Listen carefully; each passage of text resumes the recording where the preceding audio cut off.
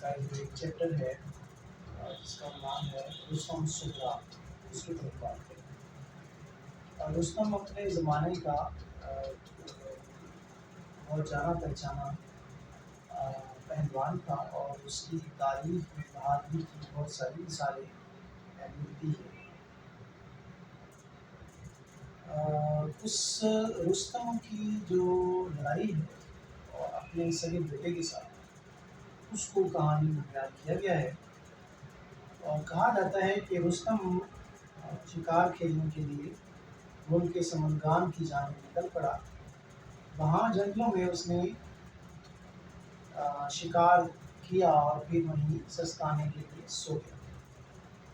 اس دوران سمندگان کے بعض سپاہی ادھر سے گزر رہے تھے۔ انہوں نے اس کے گھوڑے کو جب دیکھا تو وہ وہاں پہ موجود ہے اور مالک اس کا سو رہا ہے، چنانچہ وہ گھوڑے کو لے کر وہاں سے نکل گئے۔ یہ آپ نے یاد رکھنا ہے کہ ایران کے بالکل بارڈر پہ جو دوسری اس وقت قوت تھی، اس کا نام تھا توران، اور یہ سمندگان جو ہے یہ اس کا ایک صوبہ تھا، جو اس کی سرحدیں جو ہیں وہ ایران کے ساتھ ملتی تھی۔ گھوڑے کا نام رخش تھا، اور جب وہ جاگا نیند سے بیدار ہوا، اس نے ادھر ادھر دیکھا، اس کا گھوڑا نہیں ہے، بہت پریشان ہوا۔ گھوڑے کی تلاش میں شہر سمندگان کی طرف چل پڑا۔ راستے میں سے دو چار آدمیوں سے پوچھا کہ ادھر کسی کو جاتے ہوئے تو نہیں دیکھا، تو انہوں نے نشاندہی کی، چنانچہ وہ اس جانب چلتا گیا۔ ابھی وہ شہر کے نزدیک ہی پہنچا تھا کہ لوگوں نے اسے پہچان لیا اور وہاں کے بادشاہ کو اس کی طرف پیدل آنے کی خبر کر دی۔ اب جو سمندگان کا گورنر تھا، اس کو انہوں نے بتا دیا کہ بھائی ہماری سرحد میں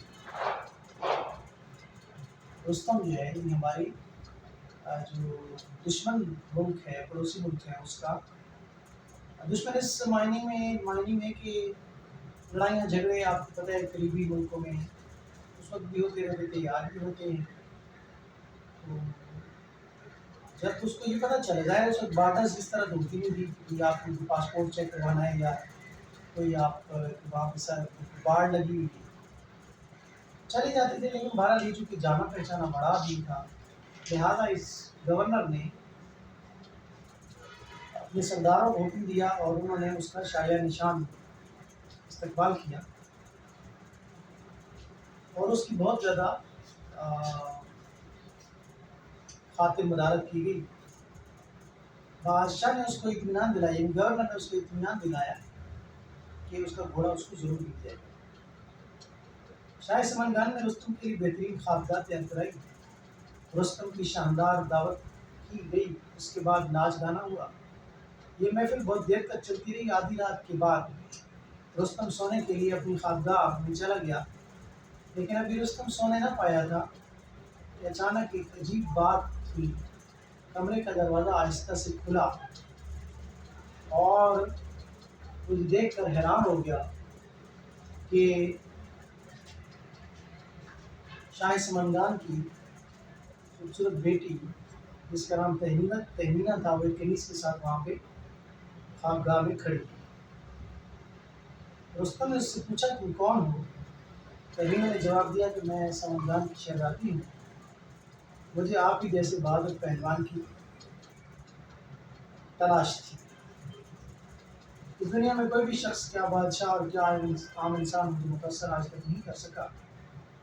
میں نے آپ کی بہادری کے بہت قصے سنے ہیں، میرا دل چاہتا تھا کہ آپ کو دیکھوں۔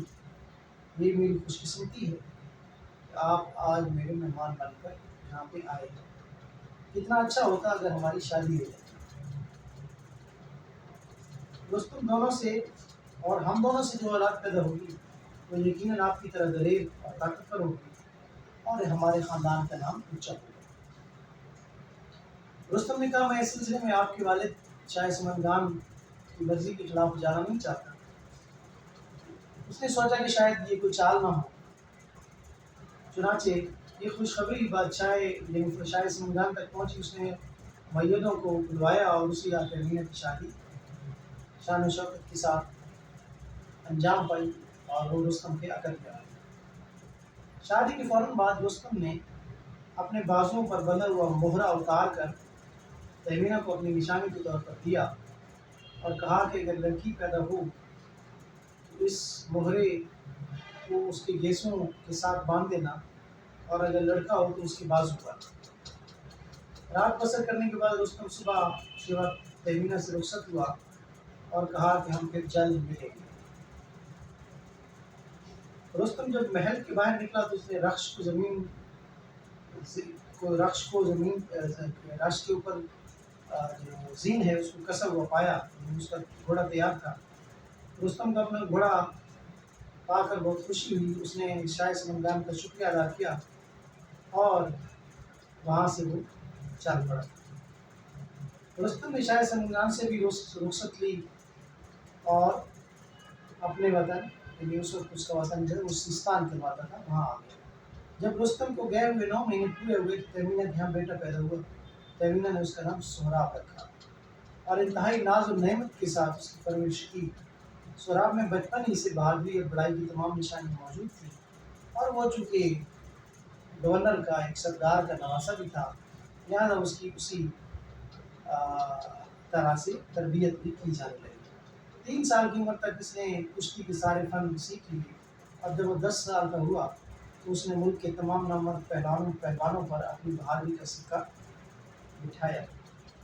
एक दिन शराब के दिल में ख्याल आया, उसे अपनी माँ से अपने ख़ानदान और बाप दादा के बारे में पूछना चाहिए। उसने अपनी माँ से पूछा कि मुझ में बहादुरी की ये जौहर कहाँ से आएगी। पहले तो तहमीना ने टाल से काम लिया, मगर फिर वो डरती थी कि अगर सोहराब को अपने बाप का नाम और निशान मालूम हो जाएगा तो वो यहाँ से चला जाएगा। लेकिन जब सोहराब ने बहुत जोर दिया तो उसने हाल सुनाया और रुस्तम की निशानियाँ बताई। तहमीना ने सोहराब को हिदायत की कि इस बात का जिक्र किसी से न करना, कहीं ऐसा न हो कि वो मुमकिन है तुरान के बादशाह अफरासियाब को इसकी खबर लग जाए। अफरासियाब रुस्तम का दुश्मन है, फिर वो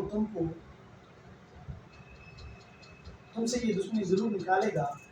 तहमीना ने कहा कि इसके अलावा मुझे ये भी खतरा है कि अगर रुस्तम का तुम्हारी बहादुरी को पता चल गया तो तुमको अपने पास बुलाएगा और वो तुम्हारे बगैर जिंदा और मैं तुम्हारे बगैर जिंदा नहीं रह सकता। अब जो समंगान जिस मुल्क में था उसका नाम, उस मुल्क का नाम का बादशाह दुरान का बादशाह जो था वो था अफरासियाब। तो इसको ताकीद कर रही है कि तुम्हें ये बात मेरी राज में रखना होगी कि तुम रुस्तम के बेटे हो, और अगर तुम्हें ये पता चल गया तो वो इस बात को बर्दाश्त नहीं करेगा कि दुश्मन हमारे इलाके में भी आया था और फिर उसने यहाँ शादी भी की और उसके यहाँ बेटा भी पैदा किया। मगर सोहराब तो अपनी जवानी के नशे में चूक था। वो बोला कि मैं तो ना किसी के खातिर में लाता हूँ, ना मैं किसी से डरता हूँ। ऐसे बाप का नाम जिस पर बड़े बड़े फख्र करें कौन छुपाता है। मैं तो तुरानियों की एक फौज बनाऊँगा और ईरान पर हमला करूँगा। वहाँ के बादशाह काउस को तख्त से हटा कर अपने बाप को बादशाह ये वो पेश कर रहे अपना मनसूबा। तहमीना ने इसको बहुत रोका, लेकिन सोहराब कम मानने वाला था और बादशाह समंगान को चाहता ही था कि ईरान पर कोई आफत आए। सोहराब ने फौजें इकट्ठा करना शुरू कर दी। उसने अपनी सवारी के लिए घोड़ों को आजमाया, लेकिन कोई भी घोड़ा उसकी ताकत को बर्दाश्त न कर सका। वो जिस घोड़े पर जीन कसता वो वहीं बड़बड़ा कर बैठ जाता। सोहराब बिल्कुल मायूस हो चला था कि इतने में एक शख्स एक बछड़ा लेकर हाजिर हुआ और अर्ज किया कि ये रक्श की नस्ल से है, आप इसे आजमा कर देखें। सोहराब ने इसे देखते ही कहा कि हाँ, ये घोड़ा मेरे लायक है और इसको बहुत बड़ी कीमत देकर खरीद लिया। अब रुस्तम को बेटा है, उधर से घोड़ा भी उसके वजूद है, उसको वो सहार सका जो कि रुस्तम के घोड़े की नस्ल से। ईरान पर फौज कशी करने से पहले सोहराब अपने नाना शाह समंगान की खिदमत में हाजिर हुआ। बादशाह ने इसे दुआएं दी और बड़ी शान शौकत से इसे रुखसत किया। तुरान के बादशाह अफरासियाब ने जब सोहराब की फौज कशी के बारे में खबर सुनी तो बहुत खुश हुआ और उसने कहा कि अब ईरानियों को मज़ा आएगा। वो लोग अपने रुस्तम पर बहुत नाज करते हैं, मगर ये डर था कि रुस्तम को मार गिराएगा। उसने अपने 2 मशहूर पहलवानों को, जिनसे एक का नाम हुमान और दूसरे का बारमान था, वो 12,000 फौज देकर सोहराब की मदद के लिए साथ भेजा اور اس نے یہ تاکید کی کہ رستم کسی بھی صورت زندہ نہیں آنا چاہیے۔ جوان بیٹے کو اپنے ہاتھوں سے قتل کرنے کے بعد وہ خود بھی بھول کر مر جائے گا، لیکن اس نے یہ کہا کہ تم ایسا بندوبست کرنا کہ رستم جو ہے اس کے ہاتھوں سراب مارا جائے۔ اس کے بعد جب یہ پتہ چلے گا کہ بیٹا میرے ہاتھوں مارا گیا تو وہ خود بھی مر جائے گا۔ اس نے ہمان اور بارمان کو یہ ہدایت کر دی کہ سراب کو کسی طرح سے معلوم نہ ہونے پائے کہ رستم کون ہے، تاکہ دونوں دھوکے میں رہو اور ایک دوسرے کا کام تمام کریں۔ یعنی انہوں نے اس بات کو یقینی بنانا تھا کہ جب وہاں پر پہنچے تو آمنا سامنا ہو تو اس کو بے خبر رکھا جائے کہ ان میں سے رستم کون ہے۔ جب یہ شاہی لشکر سراب کے پاس پہنچا اور ہمان کی ملاقات سراب سے ہوئی تو سراب کی کمسنی اور عزم و بہادری کو دیکھ کر سب کو بڑا تعجب ہوا۔ اس فوجی مدد کو دیکھ کر سراب کو بھی بڑی مسرت ہوئی اور وہ فوراً بارمان اور ہمان کی رہنمائی میں سرزمین ایران کی جانب چل پڑا۔ سراب کا لشکر لہر مارتا ایران کی طرف بڑھ رہا تھا کہ راستے میں اسے ایک بہت مضبوط اور عظیم الشان قلعہ دکھائی دیا اور معلوم ہوا کہ اس قلعے کا نام دجیہ سفید ہے اور اس میں ایران کی سرحدی فوج حفاظت کی غرض سے مقرر ہے۔ قلعے پر ایک زبردست پہلوان حکومت کرتا ہے، اس کی حفاظت کرتا ہے، جس کا نام حجیر ہے۔